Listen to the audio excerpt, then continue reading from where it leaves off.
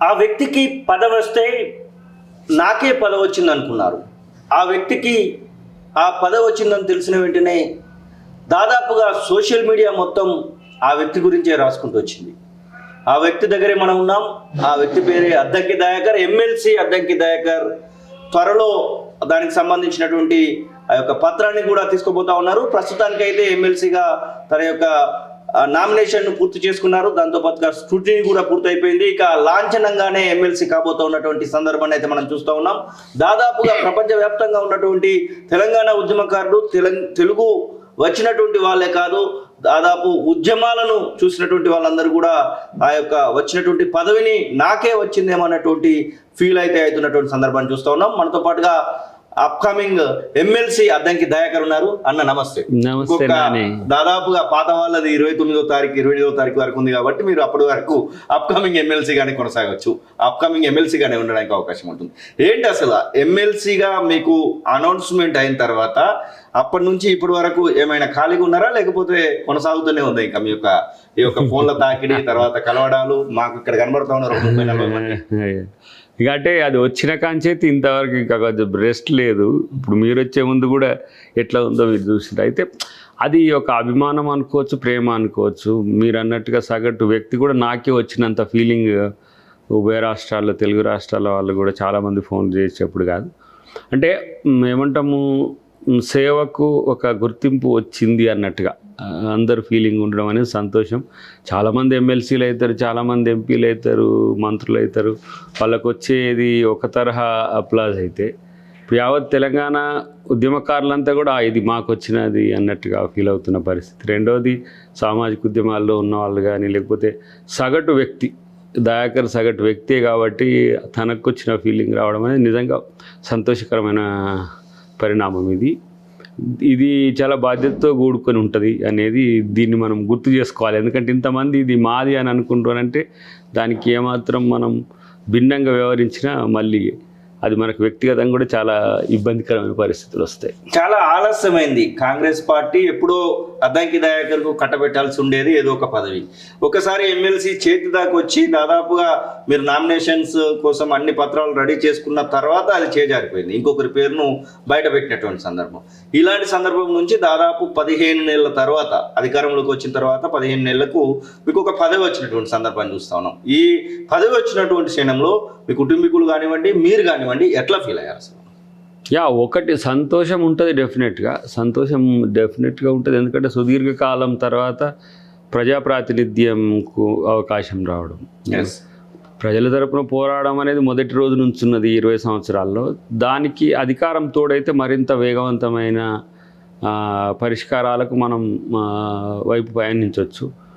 అది ఇప్పుడు రావడం అనేది ఒకంత సంతోషం. తర్వాత అన్నిటికంటే ముఖ్యంగా ఏంటంటే మనలాంటి వాళ్ళకు పవర్ రావడం అనేది అంత సింపుల్ అయిన అంశం ఏం కాదు. ప్రచారం వేరు, ప్రభావం వేరు, అవకాశం వేరు. అంటే సుదీర్ఘకాలంగా ఇప్పుడు కోదండరామ్ గారు లాంటి ఉద్యమకారునికి కూడా ఇప్పుడు ఈ మధ్య కాలంలోనే అవకాశం వచ్చింది. సో కోదండరామ్ గారి శిష్యులు లాంటి వాళ్ళు కూడా మంత్రులు అయిన వాళ్ళు ఉన్నారు. కోదండరామ్ గారి చుట్టూ ఉన్న వాళ్ళు కూడా ఎమ్మెల్యేలు, ఎంపీలు అయిన, ఆయన కంటే ఎక్కువ హోదాల్లో వెళ్ళిన పరిస్థితి ఉంటుంది. సో అట్లా ఒక ఉద్యమానికి సంబంధించి కానీ, లేదంటే సామాజిక ఉద్యమకారులకు చాలా తక్కువ మందికి ఈ అవకాశం అరుదుగా వస్తుంది. అది నాకు మీరు అన్నట్టుగా ముందే రావాల్సి ఉండే 2018లోనే గెలిచిన పరిస్థితి ఉన్నది. అప్పుడు ఎన్నికలు, అవకతవకలు ఇవన్నీ ఉన్నాయి, ఇంకా సమస్యలు ఉన్నాయి. కొంత నాకు అధికారం ఆలస్యమైన అది ఆవశ్యం అనేది అందరు అనుకున్నారు ఎట్లనైనా వస్తుందని. నాకు కూడా కాన్ఫిడెన్స్ ఉన్నది కాబట్టి నేను అధికారం కొరకు ఏమో వెంపర్లాడినట్టు, పాకులాడినట్టు అయితే లేను. మీకు ఈ ఎమ్మెల్సీ వచ్చినటువంటి సందర్భాన్ని ఎవరైనా ఏఐసిసి పెద్దలు కానివ్వండి, రాష్ట్రంలో ఉన్నటువంటి కాంగ్రెస్ పెద్దలు కానివ్వండి ఇన్ఫర్మేషన్ ఇచ్చారా? లేదు మీరు కూడా ఇట్లా సోషల్ మీడియానో లేకపోతే ప్రధాన స్రవంతి మీడియాలో వచ్చినటువంటి దాన్ని బట్టే మీకు తెలిసిందా? అనౌన్స్మెంటే గీటురాయి. ఎంతమంది చెప్పినా చాలామంది నీకు వస్తుందని చెప్పినారు. ముఖ్యంగా ముఖ్యమంత్రి గారు ఈ సందర్భం నీకు అనుకూలత ఉంటుంది అని చెప్పిండ్రు. అంతే, వస్తుంది అని ఎవరేం చెప్పలేరు. ఎందుకంటే ఏఐసిసి ప్రపోజల్స్ ఉంటాయి, పిసిసి ప్రపోజల్స్ ఉంటాయి, తర్వాత జనరల్ సెక్రటరీ ఇన్ఛార్జ్ ప్రపోజల్స్ ఉంటాయి, భిన్న కోణాల నుంచి ప్రపోజల్స్ ఉంటాయి. బట్ పోయినసారి మన పేరు అనౌన్స్ దగ్గరికి వచ్చి ఆగింది. అప్పుడు దీపదాస్ గారు నాతో మాట్లాడింది కూడా మీతో చెప్పినగా. సో మళ్ళీ దీన్ని ఈసారి కూడా పెండింగ్ పెట్టాల్సిన అవసరం ఉండదు, ఎందుకంటే 4 వస్తున్నాయి, దాంట్లో 3 కాంగ్రెస్ పార్టీకి ఇచ్చిండు కాబట్టి కార్యకర్తల ఛాయిస్ కూడా అనుకోవచ్చు ఇది. ఎస్, కార్యకర్తకు ఇప్పుడు అక్కడ కూడా మన శంకర్ నాయక్ కూడా ఇచ్చిండ్రు ఒక అవును, మండల పార్టీ అధ్యక్షుని స్థాయి నుంచి జిల్లా ఉమ్మడి నల్గొండ జిల్లాకే 3 కనబడతా ఉన్నాయి. ఒకటి వరంగల్ జిల్లాకి వెళ్తే ఉమ్మడి నల్గొండ జిల్లాకు 4, బీఆర్ఎస్ తో కూడా కలిపితే 4 ఉమ్మడి నల్గొండ జిల్లాకి కనబడతా ఉన్నాయి. ప్రధానంగా ఇప్పుడు అద్దంకి దయాకర్ ఎమ్మెల్సీ అయ్యాడు. ఎమ్మెల్సీ అయిన తర్వాత ఎలాంటి అద్దంకి దయాకర్ను చూడబోతా ఉన్నాం? దాదాపు మీ అభిమానులందరూ కూడా వెయిట్ చేస్తూ ఉన్నాడు. అద్దంకి దయాకర్ మొదటి స్పీచ్ ఎలా ఉండబోతుంది, అద్దంకి దయాకర్ దేనిపైన ప్రశ్న మాట్లాడబోతా ఉన్నాడు, అద్దంకి దయాకర్ ఇన్ని రోజులు కొట్లాడినటువంటి సమస్యలు చాలా కనబడతా ఉన్నాయి, వాటన్నింటి విషయంలో కొట్లాడా ఇట్లాంటి చాలా ప్రశ్నలు కనబడతా ఉన్నాయి. కొట్లాడము అనే దానికంటే పరిష్కారం వైపు మాట్లాడడమే ఇప్పుడు నాకున్న ఛాయిస్. అధికారంలో ఉన్నారు కాబట్టి మొదట ప్రజలు, పేదలు, యువత ఇట్లా ప్రయారిటీ ఉంటుంది. అది ముఖ్యమంత్రి గారి నుంచి, క్యాబినెట్ నుంచి, సభలో కూడా ఈ అంశాలే ప్రస్తావన తీసుకురావడం అనేది ఉంటుంది. అధికారంలో ఉన్నప్పుడు ఎమ్మెల్సీగా రావడం అనేది ఒక రకమైన అనుకూలతని. సో ప్రతిపక్షాలు ప్రశ్నించిన వాటికి సమాధానం ప్రభుత్వాన్ని నుంచి వచ్చేటట్టు చేయడం, తర్వాత మేము కూడా ప్రభుత్వంలో ఉన్న పక్షం కాబట్టి ఎక్కువ పరిష్కారాలకు అవకాశం ఉండడం అనేది ఒక ఇంత సక్సెస్ రేట్ ఎక్కువ ఉంటుంది. విపక్షాల్లో ఉండే ఎమ్మెల్సీలు ప్రశ్న వరకే పరిమితం అవుతారు. మనం ప్రశ్నతో పాటు ప్రస్తావన తెచ్చి దాని పరిష్కారం వైపు తీసుకుపోవడానికి సభను పెద్ద ఎత్తున మనం ఉపయోగించుకునే అవకాశం ఉంది. అది చాలా స్పష్టంగా మొన్న ముఖ్యమంత్రి గారు చెప్పింటారు, సభకు అటెండెన్స్ అనేది 100% ఉండాలి. ఇప్పుడు కూడా చూస్తున్న సిఎల్పిలో అదే వారు రీట్రేట్ చేస్తున్నారు. సో ఒక విద్యార్థి స్కూల్కు 100% అటెండెన్స్ ఎట్లా ఉండాలనో ఒక నాయకుడు కూడా సభకు అంతా అదే తన బాధ్యత. సో ఆ విషయంలో నాకు ఎక్కువ మార్కులు వచ్చేటట్టు చేసుకునే ప్రయత్నం చేస్తాం, మంచి స్టూడెంట్గా పేరు తెచ్చుకుంటాం. అంటే ఖచ్చితంగా 100% అటెండెన్స్ తోని ప్రజా సమస్యలు అక్కడ లేవనెత్తడము, పరిష్కార మార్గాలు చూపడం అనేది అద్దంకి దయాకర్ ముందున్నటువంటి లక్ష్యంగా చెప్పుకోవచ్చా? ఇప్పుడు ఈ 24 ఆల్మోస్ట్ ఆల్ 20 సంవత్సరాలు డైరెక్ట్గా ఉన్నది కనబడతా ఉంది. 24 ఇయర్స్ నుంచి నేను స్టూడెంట్, తర్వాత అంటే 2001 ఎంసీ అయిపోయింది నాకు. అంటే దాదాపు 22-23 సంవత్సరాలు కొంత ఏమంటారు మామూలుగా ఉన్న పరిస్థితి అని అంటే, ఒకటి 2005 నుంచి అయితే కంప్లీట్గా డెడికేటెడ్ 24/7 ప్రజా జీవితంలో ఇప్పటి వరకు మంచి మార్కులు వేసుకున్నాం. ఓకే, అంటే దయాకర్కి ఎక్కడ రిమార్క్ లేదు, కొట్లాడతాడు, ఫైట్ చేస్తాడు, ప్రజల కోసం ఆలోచిస్తాడు. తెలంగాణ ఉద్యమంలో ఎంత కమిట్మెంట్తో సిన్సియర్గా ఉన్నామో అందరికీ తెలుసు. కాంగ్రెస్లోకి వచ్చినాక పవర్ లేకున్నా, నేను ఓడిపోయినా పార్టీకి నేను ఇచ్చిన సమయం కావచ్చు, లేకపోతే కార్యకర్తలుగా ఎట్లా పనిచేసినామో ఉన్నది. ఇప్పుడు ఎమ్మెల్సీ అయితే మారని దయాకర్ ఉండాలి, అది నేను కోరుకునేది. అద్దంకి ఎమ్మెల్సీతోనే దయాకర్ని ఇక్కడితోనే ఆపడు. ఎమ్మెల్సీ తర్వాత ఇంకొక పదవి రాబోతా ఉంది, అది మంత్రి అయినా కావచ్చు, లేకపోతే చీఫ్ విప్ అయినా కావచ్చు, మండలికి సంబంధించి. ఇట్లా చాలా వార్తలు కూడా చూస్తూ ఉన్నాం. ముఖ్యమంత్రి ఇదే ఆలోచన చేస్తూ ఉన్నాడు, పిసిసి దృష్టిలో ఇదే ఉంది, ఏఐసిసి కూడా అదే ఆలోచన చేస్తూ ఉందని చెప్పేసి చూస్తూ ఉన్నాం. ఖచ్చితంగా క్యాబినెట్ హోదాతో కూడినటువంటి క్యాబినెట్ హోదాతో కూడినటువంటి అద్దంకి దయాకరే మాకు కనబడబోతున్నటువంటి వార్తలు వస్తూ ఉన్నాయి. ఇలాంటి సూచనప్రాయమైనటువంటి విషయాలు ఏమైనా మీ దృష్టికి వచ్చాయా? నేను ఎమ్మెల్యే తుంగతుర్తి అనేది నాకు ఒక వాంఛ ఉండే, ఆ స్థాయి పదవి ఇచ్చిండ్రు. ఇప్పుడు ఇది నా డిమాండ్ ఇంతవరకే. దీని తర్వాత పార్టీ నన్ను ఎట్లా వినియోగించుకోవాలనేది పార్టీకి, మా ముఖ్యమంత్రి గారికి, లేదా మా క్యాబినెట్ ఇష్టం. ఎందుకంటే నా సర్వీసెస్ ఎంత పరిధిలో ఉంటే పార్టీకి మరింత ఉపయుక్తంగా ఉంటుందో అది పార్టీ నిర్దేశిస్తుంది. ఓకే, నేను ఇప్పుడు ఎమ్మెల్సీ కూడా ఇప్పుడు నేను ఎమ్మెల్యే అడిగినప్పుడు ఇవ్వలేని పరిస్థితుల్లో చట్టసభలకు నేను పంపించాలి అనే ఆలోచన ముఖ్యమంత్రి గారికి ఉండే. ఆయన అది నా దృష్టికి తీసుకొచ్చిండు. నువ్వు అంటే మిగతా ఇంతకంటే మంచి పదవులు కూడా నీకు ఇవ్వచ్చు, కానీ నీ గొంతు నేను చట్టసభల్లో వినాలి, నేను ఎమ్మెల్యేగా చేయాలనుకున్నాం, కొన్ని కారణాలు కాలేకపోయినాయి, బట్ నేను ఎప్పటికైనా చట్టసభలకు పంపిస్తా అన్నాడు. చట్టసభలకు పంపించిండు. అంతకంటే మిక్కిలి ఏమైనా సర్వీసెస్ ఉంటే ఇప్పుడు మనమైతే యూత్గానే ఉన్నాం కదా, యూత్ మీన్స్ కొంచెం మధ్యలో ఉన్నాం కాబట్టి వారు ఎట్లా సర్వీసెస్ ఏ విధంగా ఉంటే మంచిది, క్యాబినెట్గా ఉంటే మంచిది అనుకుంటే క్యాబినెట్ విప్ అంటే విప్, అది ముఖ్యమంత్రి గారి తర్వాత పార్టీ యొక్క ఆలోచన నడుచుకుంటా. పెద్దగా నేను ఇప్పటికిప్పుడు డిమాండ్ చేసే పరిస్థితి ఉండదు. ఎస్, విజయశాంతికి ఎమ్మెల్సీ లిస్టులో పేరు రావడం అనేది ఇప్పటికే దాదాపుగా సంచలనంగా మారినటువంటి సందర్భం. అసలు విజయశాంతికి రావడాన్ని ఒక అద్దంకి దయాకర్గా మీరు ఎట్లా చూస్తారు? విజయశాంతికి ఇవ్వడాన్ని రెండు వర్గాలుగా విడిపోయి మాట్లాడుతూ ఉన్నారు. అసలు స్తబ్దుగా అసలు పాలిటిక్స్కే దూరంగా ఉన్నటువంటి వ్యక్తికి ఎందుకు ఎమ్మెల్సీ ఇచ్చారనేటువంటి మాట ఒకవైపు, ఇట్లా ఇవ్వడం కరెక్టే, ఇలా ఇవ్వడం వల్ల ఉద్యమకారునికి ఇచ్చారనేటువంటి మాట ఒకవైపు కనబడతా ఉంది. మీ విజయశాంతి గారి లైఫ్ మనకు కూడా 20-25 years పొలిటికల్ లైఫ్ మీరు చూసిండ్రు కదా. ఎస్, తెలంగాణ ఉద్యమంలో బీఆర్ఎస్తో టీఆర్ఎస్తో ఉంది, ఎంపీగా ఉంది. ఎంపీగా కేసీఆర్ గారు సభలో పెర్ఫార్మెన్స్ లేకపోయినా ఆమె స్పీకర్కి ఎట్లా దన్నుగా ఉండి చేసిందో సోనియా గాంధీ గారు చూసిండు, పార్టీ చూసింది. తర్వాత ఆమె కొన్ని అనివార్య కారణాలలో అటు ఇటు మారినా కూడా ఎన్నికల ముందు వచ్చి కాంగ్రెస్ పార్టీ జాయిన్ అవ్వడం కాకుండా చేసి కామ్గా ఉన్నది. అంటే పని చేస్తే మీరు ఎక్కడ ఉన్నా కూడా మిమ్మల్ని పిక్ చేసి మీకు తీసుకొచ్చి మీకు అవకాశం ఇస్తామని పార్టీ ఒక డైరెక్షన్ ఇచ్చింది. నాకు టికెట్ రాకపోయినా సరే గతంలో మాదిరిగానే పార్టీకి పనిచేసినందుకు నాకు ఈ గుర్తింపు ఇచ్చిందని నేను అనుకుంటున్నా. వారు కూడా అంతే, పార్టీకి సర్వీస్ చేయడం వరకు. ఆమె ఎమ్మెల్యేగా ఎంపీగా కంటెస్ట్ చేస్తే గెలవలేని స్థితి ఏం కాదు. చాలామంది కొత్తగా న్యూ కామర్స్ కూడా గెలిచింది. ఆ పరిస్థితుల్లో ఆమెకు అవకాశం రాలేకపోయింది. కారణం అది పార్టీ నిర్ణయించింది. ఇప్పుడు ఈ రావడానికి కారణం కూడా పార్టీ నిర్ణయించింది. పార్టీ యొక్క విధేయతను ఆమె చూపించింది కాబట్టి పార్టీ నిర్ణయాన్ని ఎవరు వ్యతిరేకించినా అది పార్టీని వ్యతిరేకించినట్టయితే సరే. ఎందుకంటే ఆ స్థాయి లేకపోతే ఆమెకు అవకాశం ఇవ్వడానికి లేదు కదా. ఎవరినైనా సరే కొంత విమర్శలు ఉండొచ్చు, కొంతమంది సానుకూలంగా ఉండొచ్చు, వ్యతిరేకంగా ఉన్నా కూడా తప్పదు. పార్టీ ఎప్పుడు ఏమనుకుంటుంది, ఎందుకు అనుకుంటుంది అనే విషయంలో దానికి తరీకా ఉంది. మీ మిత్రుడు అంటే తెలంగాణ ఉద్యమంలో మీరు కలిసి పనిచేసారు, దాసోజు శ్రావణి కూడా మొత్తానికి బీఆర్ఎస్ పార్టీ ఎమ్మెల్సీ కట్టబెట్టినటువంటి సందర్భం.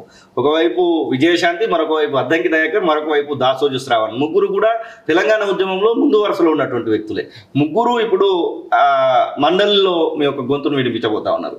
ఈ విషయంలో ఎప్పుడైనా మాట్లాడుకున్నారా? దాసోజు శ్రావణి మీరు ఎప్పుడైనా మొన్న ఈ యొక్క సందర్భంలో ఎప్పుడైనా మాట్లాడుకునేటువంటి అవకాశం వచ్చిందా?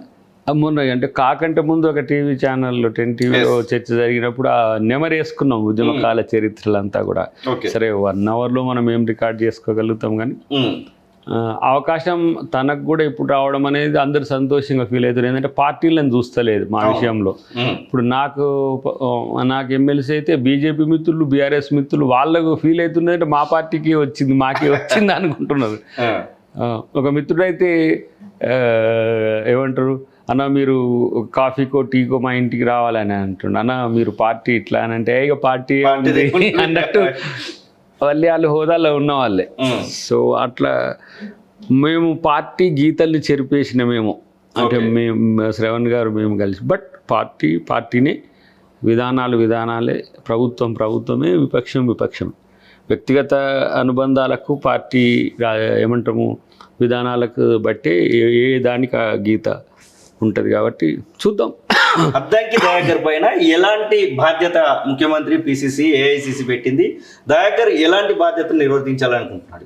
ఇప్పుడు ప్రభుత్వ పథకాలు చాలా సక్సెస్ఫుల్గా ప్రజల్లోకి పోతున్నప్పటికి కూడా దాన్ని చేరవేయడంలో ముఖ్యమంత్రి గారు, క్యాబినెట్ మంత్రులు కొంత చురుకుగా వ్యవహరించినా కూడా మరింత క్షేత్రస్థాయికి తీసుకుపోయే బాధ్యత ఉంటుంది. ఓకే. రెండవది పార్టీకి ఒక యువ గొంతుకను మరింత ఎఫెక్టివ్గా వాడుకోవడానికి ఉపయోగంగా ఉంటుంది. తర్వాత సర్వీసెస్ని కూడా ఎక్కువ ఇవ్వడానికి పార్టీ కూడా మా సర్వీసెస్ని వినియోగించుకోవడానికి ఇప్పుడు మామూలుగా పార్టీ కార్యకర్తకు కూడా నేను పార్టీ చెప్పిన అన్ని పనిచేసినప్పటికి కూడా ఒక ప్రజాప్రతినిధిగా చేయడానికి ప్రోటోకాల్ ఇష్యూస్ అన్నీ ఉంటాయి. ఇప్పుడు ముఖ్యమంత్రి గారు ఏదైనా కార్యక్రమంలో పాల్గొన్నప్పుడు మేము పాల్గొనాలంటే అద్దంకి దయాకర్గా పాల్గొనాల్సి వస్తుంది. ఇప్పుడు ప్రజాప్రతినిధిగా ఉన్నప్పుడు దాని ఎఫెక్టివ్నెస్ ఉంటుంది. ఇంకోటి ఏంటంటే మనకి ఇచ్చేసరికి అసలు ఒక పాజిటివ్ వైబ్ పోయింది ఎందుకో సమాజంలో. అదొక చాలా టిపికల్ అంటే ఏంది, అందరూ పడుతున్న పరిస్థితి ఉన్నది. అంటే మనం చేసే పని కూడా అంత పాజిటివ్గా ఉండాల్సినది ఉంటుంది. కాబట్టి ఒక పాజిటివ్ వైబ్ను క్రియేట్ చేయడమే కాదు, పాజిటివ్గా ప్రభుత్వం చేస్తున్న వాటిని కూడా మేము మా దైన శైలిలో ప్రచారం చేసే బాధ్యత కూడా ఉంటుంది అనుకుంటున్నాం.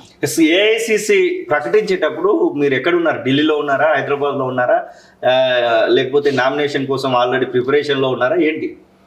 నేను వాస్తవానికి ఢిల్లీకి పోవాలని పోయినా పోయినా అక్కడ ఏం లేదు, ఏం meetings లేవు, meeting లేదు, ఏమి జస్ట్ ఏం జరుగుతుందని ఎప్పుడైనా పోతాం.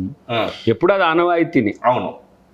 లేకపోతే దాకర్ హైదరాబాద్లో ఉండంటే నాన్ సీరియస్గా ఉండు అని కూడా అనుకుంటారని సరే పోదాం అనే ఉద్దేశంతో పోయిన. అక్కడ మీటింగ్ ఏమీ లేదు. ముఖ్యమంత్రి గారు కూడా రావాల్సి ఉండే, ఎవరు రాలేదు. ఏం పని మనకి ఇక్కడ అని చెప్పేసి రివర్స్ అయ్యి నేను దిగిన. మా సంపత్ కుమార్ గారు చేసిండ్రు, బెల్లయ్య గారు చేసిండ్రు, ఆల్ ది బెస్ట్ చెప్పడానికి. సంపత్ కుమార్ గారు కూడా నాతో కలిసి ఆయన కూడా ప్రయత్నం చేసిండ్రు. తమ్ముడు నీకు వచ్చిన నాకు వచ్చిన మనం కలిసి పని చేసుకోవచ్చు అని చెప్పి అనుకుంటున్నాం. ఆ ఫోన్ వచ్చింది. నెక్స్ట్ ఫోను కంగ్రాచులేషన్స్ అని చెప్తే ఎన్ని కంగ్రాచులేషన్స్ చెప్తారు, అది రాదని నేను అంటున్నాను. అప్పటికే అది పబ్లిష్ అయి ఉన్నది. మేము దిగేసరికి అనేసరికి నేను మళ్ళీ ఒకసారి క్రాస్ చెక్ చేసుకుంటే చూసేసరికి వచ్చింది. ఇక అప్పటి నుంచి ఇప్పటి వరకు ఈ తల దిమ్మ తిరుగుతూనే ఉన్నది. ఈ తల తిరుగుతున్న క్రమంలోనే నామినేషన్ వేసినాము, స్క్రూటినీ అయిపోయింది. రేపు సర్టిఫికెట్ కూడా వస్తే నడుస్తూనే ఉన్నది, ఇంకా ధూమ్ధామ్ నడుస్తూనే ఉన్నది. సో అది ఊహించిందే ప్రతిసారి కూడా, ఈసారి ఊహించింది నిజమైందనే అభిప్రాయం కూడా ఉన్నది అందరి దగ్గర. నేను వెంకటరెడ్డి గారి దగ్గరికి పోయినప్పుడు ఈసారి అయిపోతుందని తను కూడా లేఖలు ఇచ్చిండు. ఎక్కడ నేను ఎవరికేం చెప్పలేదు, తను ఎవరికి చెప్పాలని చెప్పిన తర్వాత ఆ రోజు జానారెడ్డి గారు వచ్చిండ్రు, ఉత్తమ్ రెడ్డి గారిని నెక్స్ట్ డే కలిసిన వారు. పాజిటివ్గా ఉంది, బ్రైట్గా ఉంది, ఛాన్సెస్ బెస్ట్ ఆఫ్ లక్ అని చెప్పి ఇట్లా ప్రతి ఒక్కరు. బట్టి గారు అనేది నేను ఒక వారం 10 రోజుల క్రితమే కలిసి ఉంటే.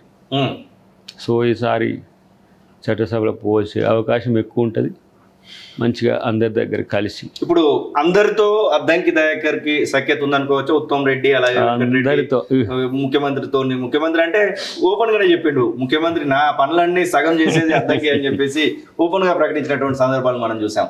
మొత్తం మీద అందరితో సఖ్యతగా ఇప్పుడు ఉందనుకోవచ్చా? అప్పుడున్న పరిస్థితుల్లో వస్తే కొంత ఇబ్బందికరమే ఉండు. ఇప్పుడు నేనేంటి పదవి రాకపోతే దయాకర్ ఎట్లా ఉంటాడు, మాతో ఎట్లా ఉంటాడని అనుకునేటోళ్ళందరి దగ్గర కన్విన్సింగ్ అనే దానికంటే నా ఒరిజినాలిటీని చెప్పుకునే ప్రయత్నం చేసి దానివల్ల పాజిటివిటీ రావడం, ఇప్పుడు రావడం సంతోషంగా ఉన్నది. ఇప్పుడు నా నామినేషన్ వీడియో డిలీట్ చేయలేని పరిస్థితి అయితే వచ్చింది. వీడియో దీని కాంచి ఫోన్ మాట్లాడడానికి సమయం లేదు. చాలా మంది మీ ద్వారా చెప్పాలి ఏంటంటే అసలు ఎంతమంది పెద్దలు ఫోన్ చేసిరో తెలియదు. ఒక 60 సెకండ్లు ఉంటే ఒక నిమిషానికి 90 కాల్స్ వస్తే ఒకదాని మీద ఒకటి ఓవర్లాప్ అయ్యి వస్తే కొంతమందికి ఫోన్స్ కలవలేదు కూడా. కాబట్టి మీరు అందరు ఎవరు నాతో మాట్లాడాలనుకున్నా మీరు ఒక మెసేజ్ నాకు పెట్టండి. నేను ఎప్పుడు సమయం ఉన్నప్పుడల్లా నాకు కాల్ చేసి మాట్లాడతాను. ఎందుకంటే ఫోన్లన్నీ ఎట్ ఏ టైం ఇప్పుడు వాళ్ళకి తెలియదు నేను ఎవరితో మాట్లాడుతున్నాను, నెగిటివ్ ఫీల్ అవుతారు. కాబట్టి మీరు ఎవరు నేను ఫోన్ ఎత్తకపోయినా వారి పేరుతో పాటు మెసేజ్ పెడితే నేను నా సమయం దొరికినప్పుడల్లా మీతో మాట్లాడడానికి అవకాశం. చాలామంది పెద్దలు ఇంకా విపక్షాలకు సంబంధించిన నాయకులు కూడా చేసినప్పుడు నేనున్న ఇరిటేషన్తో మాట్లాడిన ఒకసారి కొంతమంది పెద్దల కాడ. నేను బాబు ఇట్లా అనేసరికి అన్న చెప్పండి అని మన అనాల్సి వచ్చింది. అంటే అది న్యూ నెంబర్ ఉంటుంది కదా, సో వాళ్ళు కూడా ఫీల్ కావద్దు. ఎట్లా అంటే కొన్ని సందర్భాల్లో ఫోన్స్ అనేవి అబ్బా ఎందుకురా ఈ ఫోన్ అనేటట్టు ఆ పరిస్థితి. పాజిటివ్ బాబు కంగ్రాచులేషన్స్ అంటే చెప్పి మాట్లాడుతూనే ఉంటారు కదా. నేను ఫస్ట్ నేను ఎవరు అనుకొని మాట్లాడాలి అని ఉంటుంది ఒకసారి. అలాంటప్పుడు కొంచెం ఇర్రెస్పెక్టివ్గా బిహేవ్ అనుకోండి పెద్దలు ఉన్నప్పుడు, అది కూడా నన్ను ఎక్స్క్యూజ్ చేయాల్సిన పరిస్థితి వస్తుంది. తర్వాత సామాన్యులైన అధికారంలో ఉన్న హోదాల్లో ఉన్నా లేకున్నా నేను ఫోన్ మీకు ఎత్తలేకపోతే అది నా తప్పు కాదు. మీరు ఫోన్ నేను ఎత్తలేకపోయిందంటే మీరు నాకు మెసేజ్ చేయండి, అందరికీ నేను మాట్లాడి చెప్పగలను. మళ్ళీ అందరికీ వేస్తా. కొంతమంది వాయిస్ కాల్స్లో ఉన్నాయి, కొంతమంది వాట్సాప్లో ఉన్నాయి, కొంతమందికి ఇది ఏంటి దాన్ని ట్విట్టర్లో ఉన్నాయి. ఇట్లా ఇష్టం వచ్చినట్టు తిరిగి ఉన్నాయి. వాళ్ళందరితో మాట్లాడితే అంతకంటే ముందు ఎట్లా ఉన్నానో అట్లనే ఉంటా. కాబట్టి అధికారం వచ్చేవరకు దయాకర్ని మా ఫోన్లు ఎత్తలేదని చెప్పి ఎవరు ఫీల్ కావద్దు. ముఖ్యంగా ఉద్యమకారులు చాలామంది చేసి ఉంటారు, లేదంటే రీజనల్గా మండల్ లెవెల్లో కూడా చాలామంది చేసి ఉంటారు. వాళ్ళందరూ కూడా మీ పేరు మీ మెసేజ్ మెసేజ్ పెడితే చాలు, నేను ఎప్పుడైతే అప్పుడు మళ్ళీ మీకు టైం ఉన్నప్పుడు అలా కాల్ అద్దంకి దయాకర్ అంటే మాల మహానాడు అనేది కూడా ఒకటి కనబడతా ఉంటుంది మనకు. ఇప్పుడు మాల మహానాడును స్ట్రెంథెన్ చేస్తారా, లేకపోతే మాల మహానాడు బాధ్యతలు ఇంకెవరికైనా అప్పచెప్తారా? మాల మహానాడుకు సంబంధించినటువంటి నాయకులను కూడా పొలిటికల్ గా ఏమైనా టర్న్ చేసేటువంటి ఆలోచన చేస్తా ఉన్నారా? మాలమానాడు తన అస్తిత్వం తనది.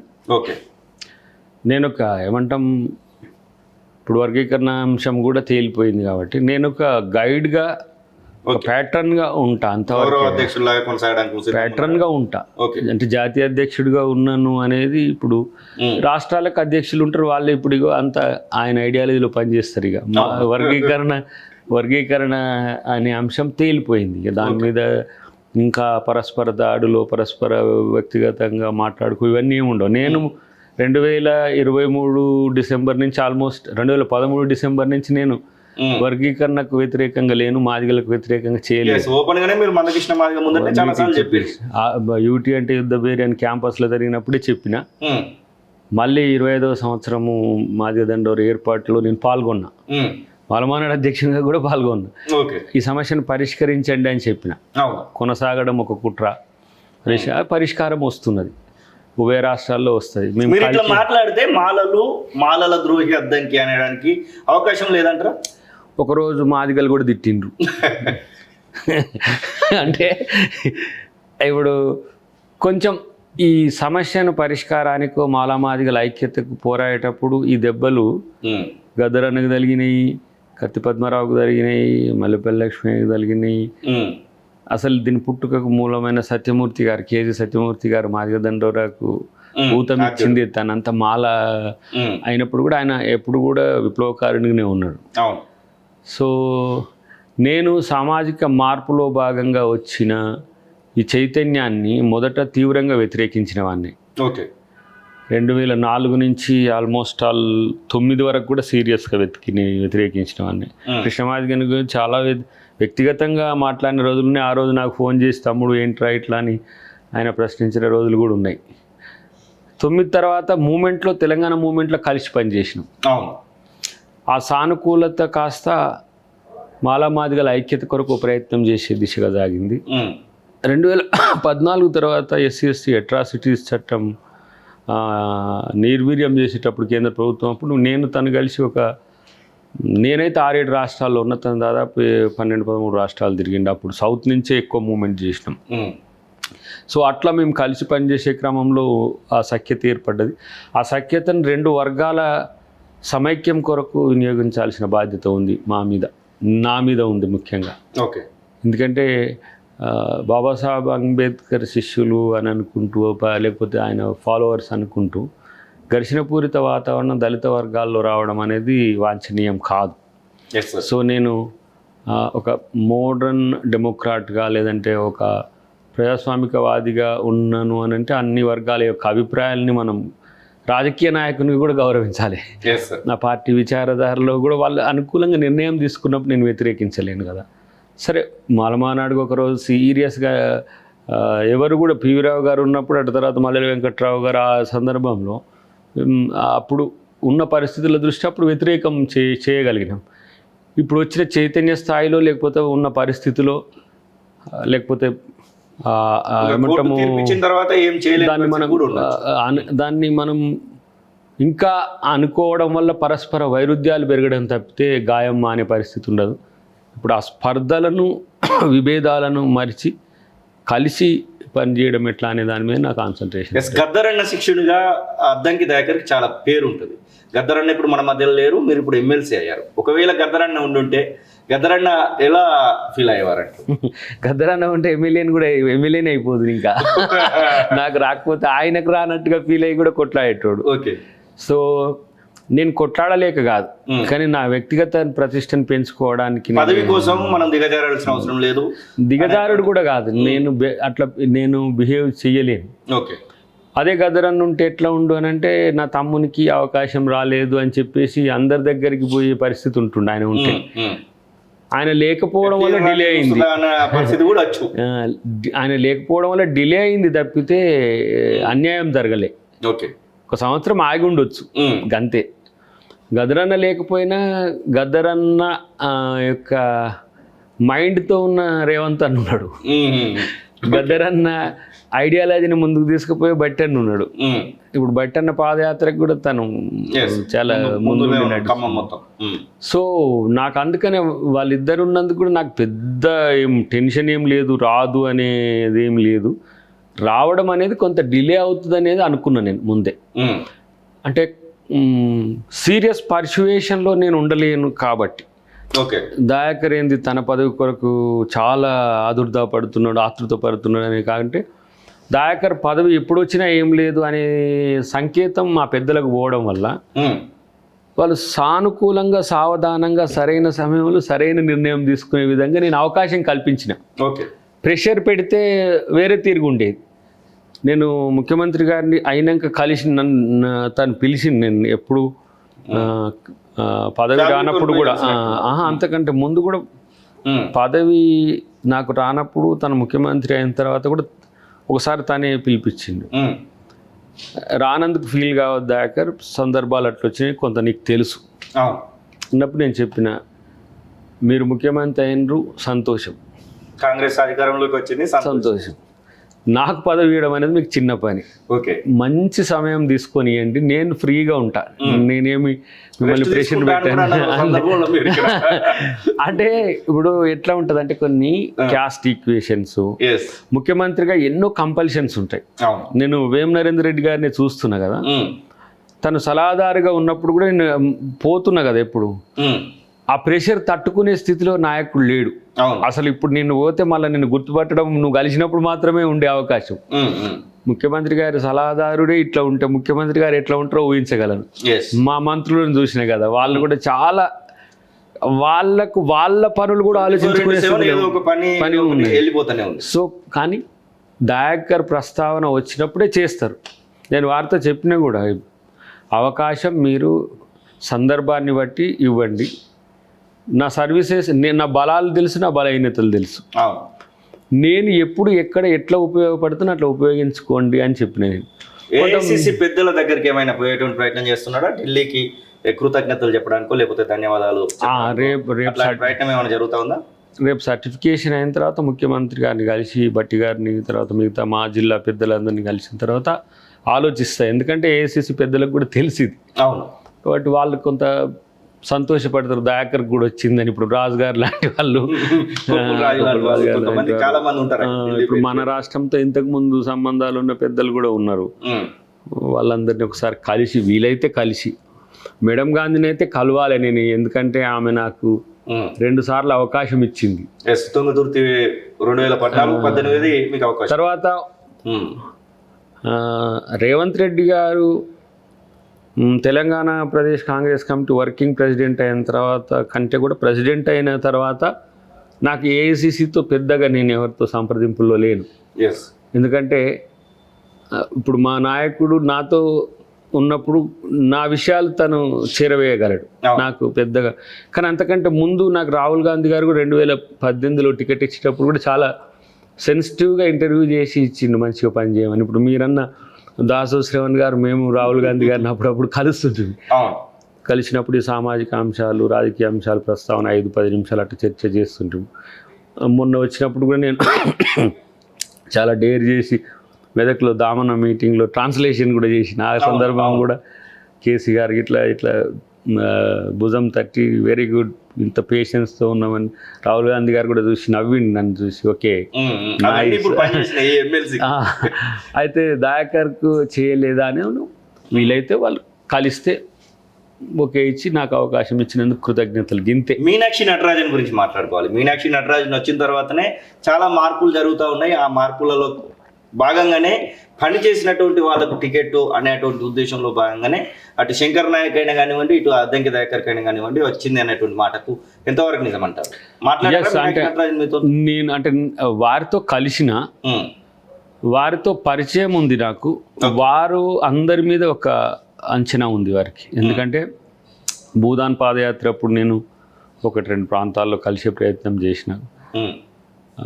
అప్పుడు తర్వాత మొన్న ఎలక్షన్స్ తను ఒక అబ్జర్వర్గా వచ్చింది, దీపదాస్ గారి లాగానే.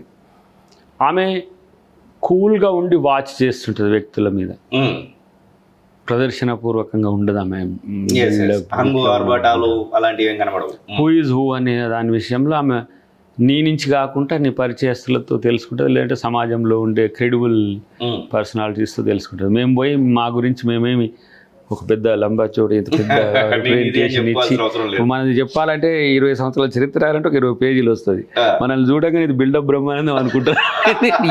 ఇవన్నీ నేను ఏమని ఒక అంశం అయితే చెప్తాం, ఎన్ని సామాజిక అంశాలు, ఎన్ని ఉద్యమానికి సంబంధించి అసలు నా బయోడేటా తయారు చేసుకోమంటే ఏమని మొదలు పెట్టాలి, ఏమని ఎండ్ చేయాలి, నన్ను చూసిన వాళ్ళకి మాత్రమే అర్థమవుతుంది. అట్లాంటి అంశాలను కూడా మీనాక్షి గారు ట్రేస్ చేస్తారు. ఒక వ్యక్తి వాళ్ళ యొక్క స్వభావం ఎట్లా ఉందనే దాని విషయంలో చేస్తారు. ఇంకా నా గురించి అంతగా లోతుగా తెలియకపోయాను, ఎందుకంటే మన బెల్లయ్య గారు భారత్ జోడో యాత్రి రాహుల్ గాంధీ గారితో వారు కూడా యాత్రలో ఉన్నప్పుడు వీళ్ళు కొంత ఈ సేవాగ్రామం ఇవన్నీ కూడా కొంత ఈ ఆదివాసీ మూమెంట్లతో ఆమె చాలా మమేకమై ఉంటుంది, ఆదివాసీ దళిత్ మూమెంట్స్తో. సో సీరియస్గా పర్సువేషన్లో ఉంటుంది. మేము అట్లాంటి నాయకురాల నేతృత్వంలో పనిచేయడం కూడా గర్వంగానే ఉంటుంది నాకు. ఒకవైపు ముఖ్యమంత్రి గారు ఎంత యాక్యురేట్గా షూర్డ్గా ఎంత పకడ్బందీగా ఉంటాడు, తను కూడా పార్టీ ఆలోచన విధానాన్ని ప్రజల్లోకి తీసుకుపోవడానికి అంత సులువైన మార్గాన్ని, అంత కమిటెడ్ మార్గాన్ని ఎంచుకుంటుంది. అన్నిటికంటే అంత సిన్సియర్గా ఉంటుంది. మహేష్ కుమార్ గౌడ్తో లంచ్ చేసినట్టున్నారు నిన్న. ఆ లంచ్ టైంలో ఎలాంటి మాటలు చెప్పడం జరిగింది, ప్రధానంగా ఏ అంశాలపైన దృష్టి పెట్టాలని పిసిసి నుంచి మీకు ఇన్స్ట్రక్షన్స్ వచ్చినాయి? వచ్చిన అవకాశం ఎట్లా వచ్చింది మీకు అనే అంశం ప్రస్తావన ఒకటి జరిగింది. రెండవది మనంగా తను కూడా ఒక ఎమ్మెల్సీ పిసిసి ప్రెసిడెంట్ అయినా కూడా మనం అనుసరించాల్సిన విధానాల్లో పార్టీ క్రమశిక్షణతో పాటు ప్రభుత్వానికి ఏ విధంగా కట్టుబడి ఉండాలనే అంశాలు కొంత చర్చకు తేవడం జరిగింది. అట్లీస్ట్ మీకు ఈ అదృష్టం వచ్చింది. చాలామంది దీంట్లో ఈసారి కాంపిటీషన్ చాలా ఎక్కువ ఉంది. వారు చెప్పినట్టు చూస్తే నేను అనుకోలేదు. మనం పేపర్లలోనే చూసినాము, రెడ్డి సామాజిక వర్గానికి సంబంధించినటువంటి వాళ్ళు, బీసీ సామాజిక వర్గం, ఎస్సీ సామాజిక వర్గం, మైనారిటీ సామాజిక వర్గం, ఇట్లా దాదాపు 15-20 పేర్లను వడగడుతూ చివరికి మేము ముగ్గురికి అప్పచెప్పినట్టు అట్లా. కాబట్టి అంత సీరియస్ కాంపిటీషన్. నేను తుంగతుర్తి మిస్ప్లేస్ అయ్యేటప్పుడే చెప్పిన, మళ్ళీ నన్ను అకామిడేట్ చేయాలంటే అంత సులువుగా ఉండదు. ఎందుకంటే పోతా ఉంటే కాంపిటీషన్ పెరుగుతుంది, ప్రయారిటీస్ పెరుగుతాయి, సోషల్ ఈక్వేషన్స్ మారుతుంటాయి. మళ్ళీ నన్ను నెగ్లిజెంట్గా చూస్తే నాకు ఇబ్బంది ఉంది, ప్రజలతో సమస్య ఉంది నాకు. అంటే ఎవ్రీడే 100 మెంబర్స్కు వస్తుందని చెప్పడం అనేది అంత సామాన్యమైన విషయం కాదు. వాకింగ్ నుంచి మొదలు పెడితే నేను పోయిన ప్రతి సందర్భం నేను మంచిగా అయితే ఎవరో తెలియని వ్యక్తి కూడా పోతుంటాడు ఇట్లా, సార్ మీకు న్యాయం జరుగుతుంది సార్ వస్తుంది అంటుంది. ఆయన ఎవరో కూడా నాకు తెలియదు. సార్ థ్యాంక్ యూ అనాల్సి వచ్చేది. అంటే అంత ప్రమాదకరమైన పరిస్థితులు ఉండేది. సో వాటిని ఎట్లా అధిగమించాలి, మళ్ళీ మేమిద్దరం కూర్చొని కొంచెం కిడ్డీగా చర్చ చేసుకున్నాం మా ఆవిడ నేను ఢిల్లీలో. ఒకవేళ ఈసారి కూడా రాకపోతే ఏ విధంగా ఉండాలి మనం అని, వీడియో రిలీజ్ చేయాలన్నా లేకపోతే ఎట్లా పోయి మళ్ళీ ముఖ్యమంత్రి గారిని కలిసి మళ్ళీ ఇంకో సందర్భం మంచిగా వచ్చినప్పుడు చేద్దాం, ఎట్లా చేస్తే బాగుంటుందని చర్చ చేసుకుంటున్నాం ఢిల్లీకి నుంచి ఇటు వచ్చే ముందు. వీడియో రిలీజ్ చేయొద్దు ఈసారి అని ఒక అంచనా. వీడియో రిలీజ్ చేస్తే దాకరే అసలు వద్దంటుండ్రా అని కొంతమంది. అంటే బ్రహ్మానందం టైప్ అయిపోయింది నాది, ఏ పాత్ర వేసినా నాకే దెబ్బలు అయిపోయింది. సరే ఓకే పోయి కలిసి మళ్ళీ ఇంకో మంచి అవకాశం వచ్చినప్పుడు మాకు కలిపియండి అని చెప్పి కలిసి వస్తే పాజిటివ్ సంఖ్య. నా వల్ల పార్టీకి నష్టం జరగద్దు, నా ఉద్దేశం ఎప్పటికీ అదే. మళ్ళీ నేనేమనుకునేదంటే లోకల్ బాడీ ఎలక్షన్స్ అయిపోయిన తర్వాత ఎమ్మెల్సీలు వస్తే, ఎమ్మెల్సీ అప్పుడు రాకపోయినా నా వల్ల పార్టీకి నష్టం జరగదు. ఇట్లా ఏ ఎన్నిక ఎంపీ ఎలక్షన్స్ అప్పుడైనా కూడా నేను మొదటి నుంచి కూడా ఆ రోజు డిక్లరేషన్ పోవద్దు, 4 ఓట్లు పక్కన పెట్టి దాకర్కి ఇవ్వలేదు అనే చర్చ జరగొద్దు ఆ రోజు. అందుకనే 9:40కో 9:10కో ఎప్పుడో లిస్ట్ రిలీజ్ వెంటనే ఒక 10-15 నిమిషాలను ఇమీడియట్గా చేసిన. ఎందుకంటే మరి ప్రత్యర్థి సేనలు మాట వేసేది నా మీద, నాది కూడా అస్త్రం ఎక్కువ ఉంటుంది, అది కావద్దు. ఇప్పుడు బీఆర్ఎస్ మిత్రులు కూడా చాలా మంది అన్న ఇంత అన్యాయం జరిగింది నీకు రండి అని చెప్పి అన్న పరిస్థితుల్లోనే ఆ న్యాయం కంటే 2 సార్లు టికెట్లు కూడా ఇచ్చినాయని చెప్పిన. ఖచ్చితంగా అద్దంకి దయాకర్ నాతో పాటుగా ఉండాలి, నా క్యాబినెట్ లో ఉండాలి అనేటువంటి ఆలోచన రేవంత్ రెడ్డి చేస్తున్నట్టుగా మనకైతే వార్తలు వస్తూ ఉన్నాయి. అలాంటి పరిస్థితి వస్తే మంత్రిగా పనిచేయడానికి అద్దంకి దయాకర్ విల్లింగ్ గానే ఉన్నాడా? ఇప్పుడు రేవంత్ రెడ్డి గారి ఇష్టానుసారంగా నడుచుకోవడము నా విధి, ఓకే, పార్టీ డైరెక్షన్ను తీసుకోవడము తర్వాత విధి, ప్రజా సమస్యలు వాటి పరిష్కారాలు మూడవ విధి. ఎందుకంటే రేవంత్ రెడ్డి గారు దయాకర్ను నేను ఈ రకంగా వినియోగించుకుంటున్నా అంటే ఆ రకంగా నేను పనిచేయడానికి సిద్ధంగా ఉండాలి. ఓకే, ఒక రకంగా ఈ దశలో తను నాకు రావడానికి చేసిన ప్రయత్నం నాకు తెలుసు, మా ఉప ముఖ్యమంత్రి గారు చేసిన పరిస్థితి తెలుసు నాకు. అది నాకు ఎక్కువ బాధ్యతను గుర్తు చేస్తుంది. ఓకే, మీరు దయాకర్ ఒక ఫ్లూక్లో రావడం వేరు, అవును, లేకపోతే మొన్న వచ్చిన భూమిలో అద్దంకి దయాకర్ ఎమ్మెల్యే అవ్వడం వేరు. ఈ దశలో నాకు ఎమ్మెల్సీ ఇవ్వడం అనేది సామాన్యమైన అంశం ఏం కాదు. నువ్వు ఎంత పెద్ద, చాలా పెద్ద పెద్ద నాయకులు కూడా, నాకంటే మంచి క్రెడిబుల్ ఉన్న నాయకులు కూడా దాంట్లో పోటీ పడ్డారు. సో దయాకర్ సర్వీసెస్ అవసరమని పార్టీ, ముఖ్యమంత్రి గారు, క్యాబినెట్ అనుకున్నది.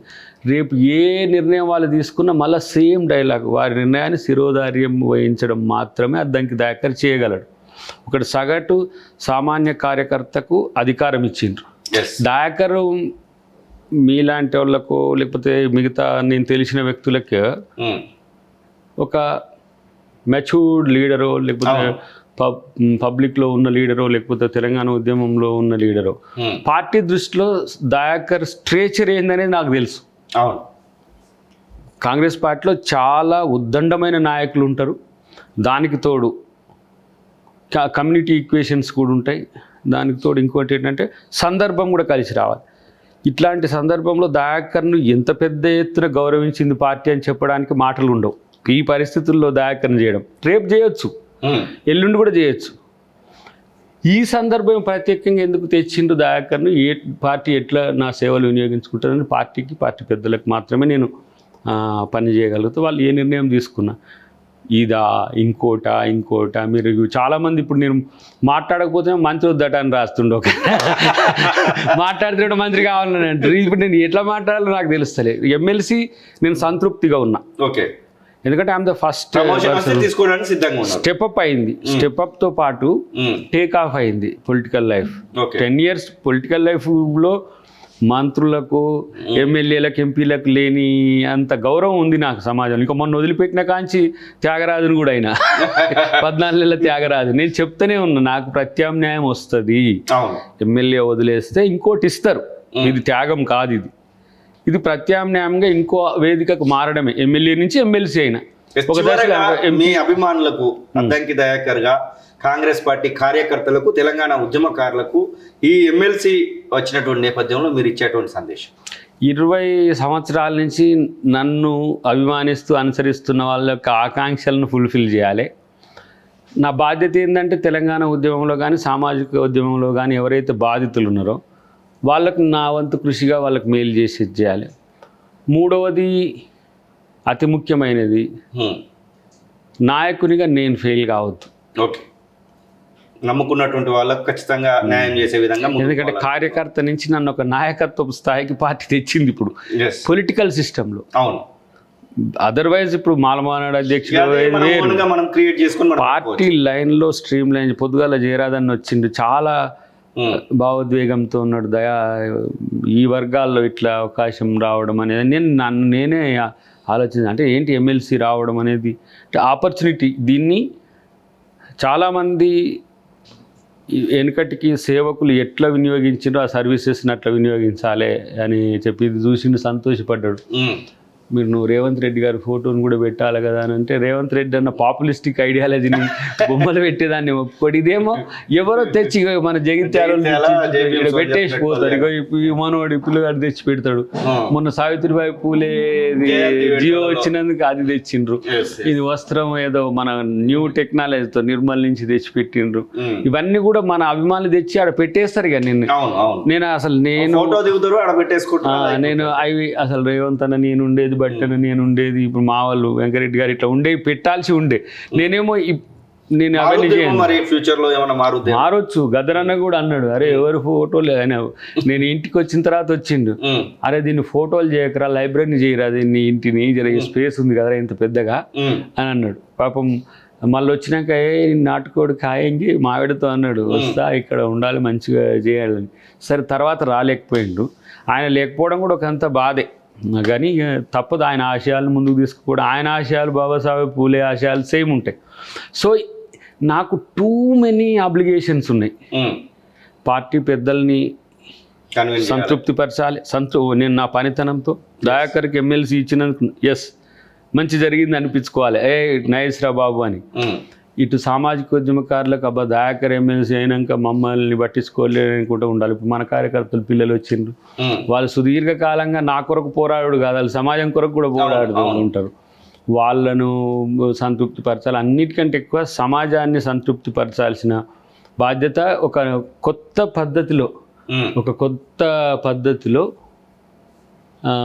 నా వ్యవహార శైలిని కూడా ఏమంటారు, ఇప్పుడు కమ్యూనిస్టుతో పాటు కొంతమంది కమ్యూనిస్టులతో పాటు చాలామంది సామాజిక ఉద్యమకారులు నీ మీద బాధ్యత ఉంది బాబు, నువ్వు ఓన్లీ కాంగ్రెస్ పార్టీ ఎమ్మెల్యేస్ అనుకునేవు ఇట్లా అంటున్న పరిస్థితి ఉన్నది. కాబట్టి నాదైన శైలిని, నాదైన పద్ధతిని ఏ విధంగా నేను ముందుకు తీసుకుపోవాలనే విషయంలో నాకు ఒక ఆలోచన ఉంది. ఏదున్నా 100% ప్రజల నాయకుడు, జనం మెచ్చిన నాయకుడు అన్నట్టు పేరు తెచ్చుకోవాలి. ఇదైనా సరే మందకృష్ణ మాదిగా ఒక ఇంటర్వ్యూలో మాట్లాడుతూ ఏం చెప్తాడంటే, అద్దంకి దయాకర్ నీకే ఏం లేకుండా పోయింది, నువ్వు మా వాళ్ళకి ఏం చేస్తావు అనేసి అంటాడు. ఇప్పుడు మందకృష్ణకి ఏమైనా చెప్పాలనుకుంటే, మందకృష్ణతో మాట్లాడిన నేను కూడా, తను కూడా విష్ చేసిండు.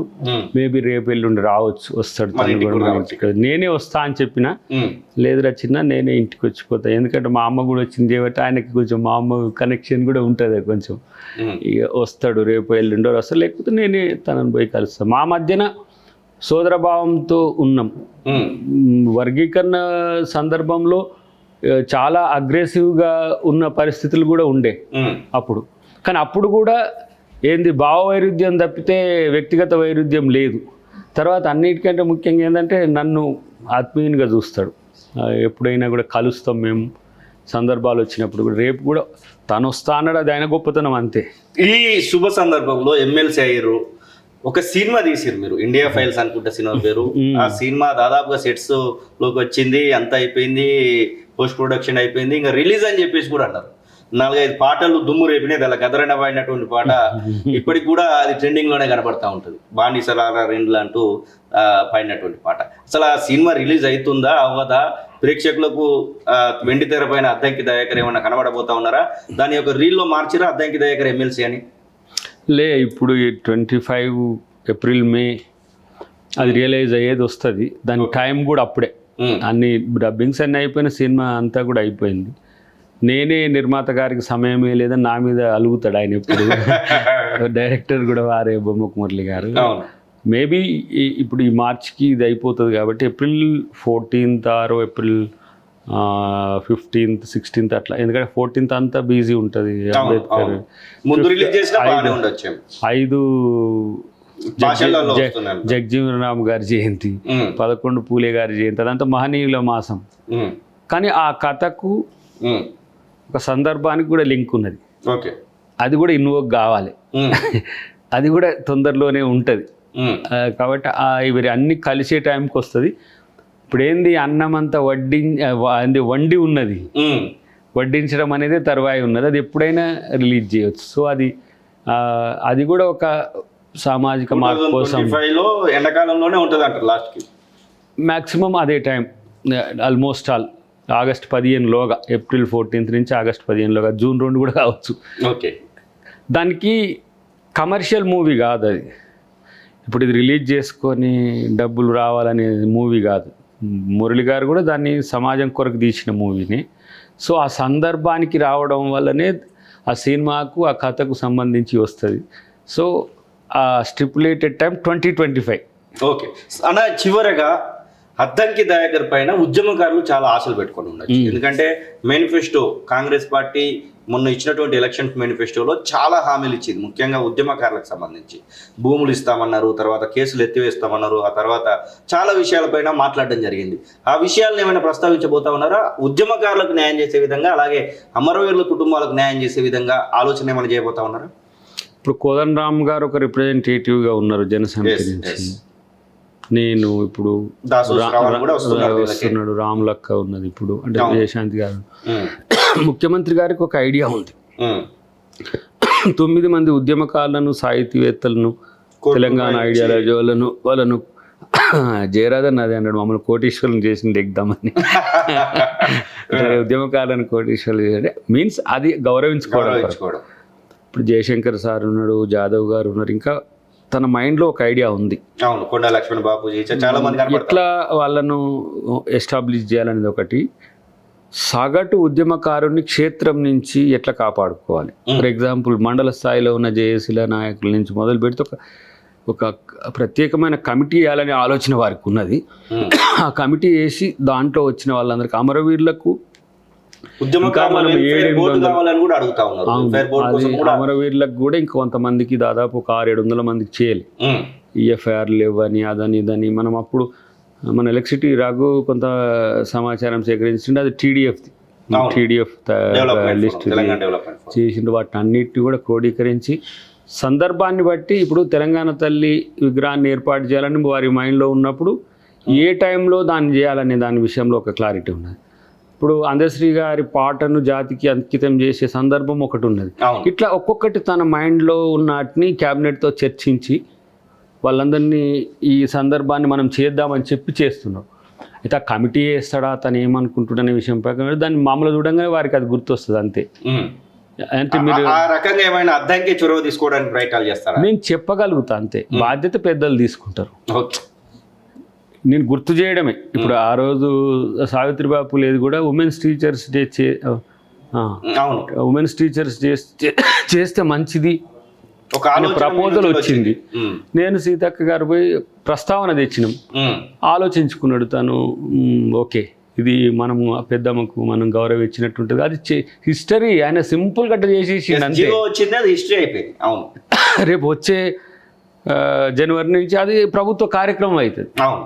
అది ఇక తరాలు దాన్ని కంటిన్యూ చేస్తాయి. అట్లా ఇట్లాంటి స్టాంటిటీ ఉన్న అంశాల్లో పెద్దగా ఆలోచించరు. ఇప్పుడు అందశ్రీ గారి పాటను కూడా తను జాతికి అంకితం చేయడానికి ఏ ఫార్ములే ఉండాలని పవర్లో రాకంటే ముందు 1 year ముందు చర్చ పెట్టింది. ఆ రోజు అందశ్రీ గారు కోరిన ఏం దొరికినప్పుడు నా సినిమాకి కిరవాణి గారు మ్యూజిక్ చేస్తున్నాడు. చిన్న ఒకటి సంతోష్ సంథింగ్ ఆయన కేరళ ఆయన గ్రీన్ సింఫనీ అని ఒకటి చేసిండు. ఆయన కానీ కీరవాణి కానీ కావాలి. నాకు ఆయన మరి లొకాలిటీ ఎట్లా ఉంటుందో కానీ కీరవాణితో నువ్వు నాకు పాటకు మ్యూజిక్ చేయాలి నాన్న అన్నాడు అందశ్రీ గారు. అన్నట్టే 1 year తర్వాత పవర్లోకి వచ్చినప్పుడు దాన్ని చేసేసిండు అంతే. ఎన్ని విమర్శలు వచ్చినాయి మన వాళ్ళు, తెలంగాణ మ్యూజిక్ డైరెక్టర్లకు ఇవ్వాలి, ఇది చేసిండ్రు, దాని భావాన్ని నడుస్తుంది. అట్లా ఆయన అనుకున్నది ఏంటంటే ఇప్పుడు అందరేమో తెలంగాణ ఉద్యమకారుడే దీన్ని చేయాలని అంటే ఆయన తెలంగాణ కొరకు పోరాడింది. అసెంబ్లీ మీరు రికార్డ్స్ చూస్తే తెలుస్తుంది. ఇప్పుడు టీఆర్ఎస్ వాళ్ళు మేమే తెలంగాణకు ఛాంపియన్స్, మేమే మాకు పేటెంట్ రైట్ ఉందన్నట్టుగా అంటారు. కానీ తెలంగాణకు, తెలంగాణ వాదులందరికీ, తెలంగాణ పార్టీలకు, అన్ని పార్టీలు, బీజేపీ చేసింది, న్యూ డెమోక్రసీ చేసింది, సిపిఎం చేయకపోయినా వ్యతిరేకం చేయలేదు. వాళ్ళు ఆర్ఎస్ఎస్ నుంచి ఆర్ఎస్సీ వరకు ఆ మధ్యలో ఉన్న అందరు జేఏసీకి సహకరించిన వాళ్ళే. కాబట్టి అది రేవంత్ రెడ్డి గారికి తెలంగాణ ఉద్యమ ఆకాంక్షల మీద సరైన పట్టు ఉన్నది. దాని సందర్భాన్ని బట్టి June 2 ఒక మంచి డే అవుతుంది. ఇంకా ఏమైనా మిగిలితే దాన్ని 200 గదాలు 300 గదాలు ఉంది కదా, ఎక్కడికక్కడ ఏ మండలానికి ఆ మండలానికి, ఏ జిల్లాలకు ఆ జిల్లా ఇట్లా చేయడం, బైఫర్కేట్ చేసి చేయడం, వాళ్ళకు గుర్తింపు కార్డు ఇవ్వడం. కనీసం నేను తెలంగాణ స్వాతంత్ర సమరయోధులం అని చెప్పుకుంటానికి ఒక కమిటీ ఉంది. అట్లనే మేము తెలంగాణ ఉద్యమ సమరయోధులం అని చెప్పుకునేటందుకు కూడా ఆత్మగౌరవం కదా. మా డాడీ వెనకడికి పాల్గొని, ఇప్పుడు నీ బిడ్డ చెప్పుకుంటుంది నీకు ఇస్తే మా డాడీ కూడా తెలంగాణ మూవ్మెంట్ చేసిందని చెప్పుకుంటుంది. అట్లా జిల్లాల వారికి కూడా చేసి ఒక ప్రక్రియ తన దృష్టిలో ఉన్న త్వరలో అది తీసుకొస్తాడు కూడా అనుకుంటున్నా. థ్యాంక్ యూ అన్న. ఖచ్చితంగా మంత్రి కావాలని చెప్పేసి చాలా మంది కోరుకుంటా ఉన్నారు, అది జరుగుద్ది అనేసి చాలా మంది అభిమానులు అయితే కోరుకుంటా ఉన్నారు. ఇది అద్దంకి దయాకర్ చెప్తున్న మాట. ఖచ్చితంగా రేవంత్ రెడ్డి పైన పెట్టినటువంటి ఆ నమ్మకాన్ని అయితే వమ్ము చేయలేదు. ఎమ్మెల్సీ రావడంలో బట్టి విక్రమార్క, రేవంత్ రెడ్డి పాత్ర చాలా కీలకంగా కనబడతా ఉంది. దాంతో పాటుగా కొద్దిగా ఆలస్యమైనప్పటికీ కూడా నాకు ఇవ్వాల్సినటువంటి స్థానాన్ని ఇచ్చారు. స్థానానికి ఇప్పుడు ఇచ్చినటువంటి ఎమ్మెల్సీ పట్ల మాత్రం నేను చాలా సంతృప్తిగా ఉన్నాను. ఇక ఆశలు ఏం లేవు. ఒకవేళ ఇచ్చినట్టు మాత్రము ఏదైతే కాంగ్రెస్ పార్టీ అధినాయకత్వం ఏం చెప్పినా కానీ చేయడానికి సిద్ధంగా ఉన్నటువంటి మాటనైతే అద్దంకి దయాకర్ చెప్తున్న పరిస్థితి. చూస్తూనే ఉండండి కాలోజీ టీవీ.